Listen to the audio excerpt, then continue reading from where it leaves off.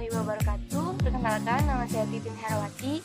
Saya dari Sistem Informasi Reguler 2018. Untuk memenuhi tugas mata kuliah Manajemen Proyek Sistem Informasi, maka pada kesempatan ini saya ingin mempresentasikan analisis work breakdown structure pada skripsi yang berjudul Pengembangan Sistem Informasi Akademik berbasis web pada studi kasus SLTP Islam Al-Syukro Ciputat. Nah, pada proyek ini, penulis menggunakan metode waterfall. Nah, pada penelitian waterfall di mana memiliki tahapan yaitu observasi, analisis, desain sistem, implementasi, dan juga pengujian. Nah, sebelum itu saya ingin menjelaskan apa itu WBS. WBS adalah suatu metode pengorganisasian proyek menjadi struktur pelaporan hierarkis. Nah, WBS ini digunakan untuk melakukan breakdown atau memecahkan setiap proses pekerjaan menjadi lebih detail. Hal ini dimaksudkan agar proses perencanaan proyek memiliki tingkat yang lebih baik. Nah, WBS ini disusun berdasarkan dasar pembelajaran seluruh dokumen proyek yang meliputi kontrak, gambar-gambar, dan juga spesifikasi. Lalu, proyek kemudian diuraikan menjadi bagian-bagian dengan mengikuti pola struktur dan hierarki tertentu menjadi item-item pekerjaan yang cukup terperinci. Hal ini disebut sebagai work breakdown structure. Nah, selanjutnya saya akan menunjukkan diagram WBS berdasarkan hasil analisis saya terhadap skripsi tersebut. Pada diagram WBS proyek yang saya analisis itu pada 0.0 sistem informasi akademik berbasis web. Pada tingkat 1, 1.0 observasi, 2.0 analisis kebutuhan, lalu 3.0 itu desain sistem, 4.0 implementasi, dan 5.0 pengujian sistem.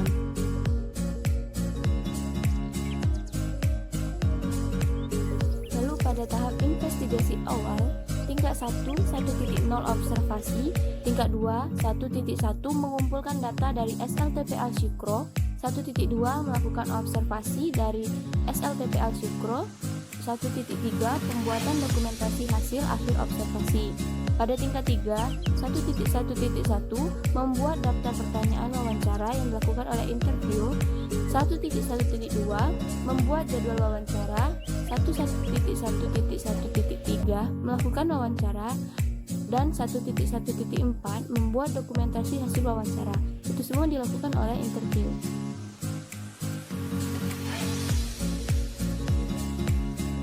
Selanjutnya analisis kebutuhan. Nah, pada tingkat 1, 2.0 analisis kebutuhan.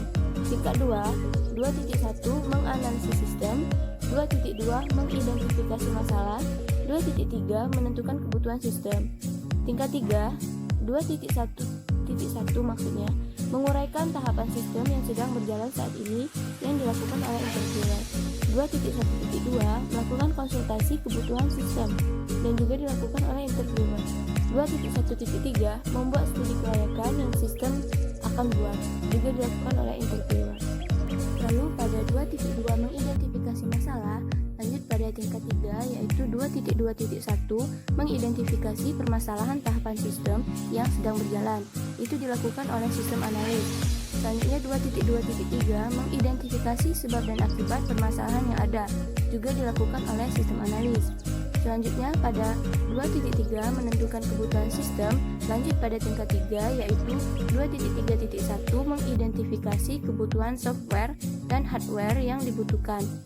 Pada 2.3.2 mengidentifikasi bahasa pemrograman yang akan dipakai. Lalu 2.3.3 mengidentifikasi sistem database yang dibutuhkan sistem.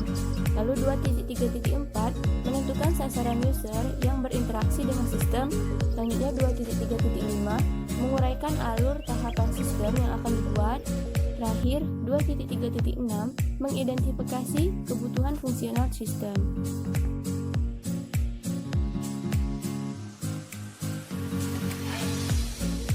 Pada tahap 3 desain sistem yaitu tingkat 1 3.0 desain sistem. Lalu pada tingkat 2 3.1 menentukan rancangan sistem yang akan dibuat. 3.2 menentukan software dan hardware yang akan digunakan. Pada tingkat 3 3.1.1 menguraikan kebutuhan fungsional sistem yang dilakukan oleh sistem analis.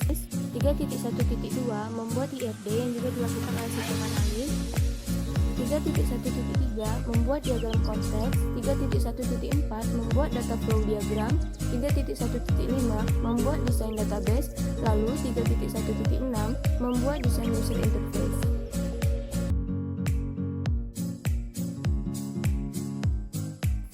Pada tahapan keempat yaitu implementasi, tingkat 1 4.0 implementasi sistem, lanjut pada tingkat 2 4.1 mengimplementasi desain sistem dalam bahasa pemrograman yang dilakukan oleh programmer. 4.2 melakukan testing sistem per unit sistem yang juga dilakukan oleh programmer.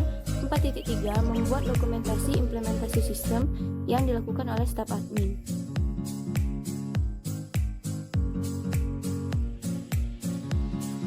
Lalu pada tahap terakhir yaitu pengujian, pada tingkat 1 5.0 pengujian sistem, tingkat 2 5.1 melakukan pengujian black box yang dilakukan oleh sistem tester.